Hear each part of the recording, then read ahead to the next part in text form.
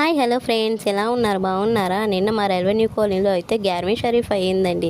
కాకపోతే దర్గా అయితే వేరే దగ్గర ఉంటుంది. దర్గా ఎక్కడ అనుకుంటున్నారా? కైలాసపురం మెట్ట పైన.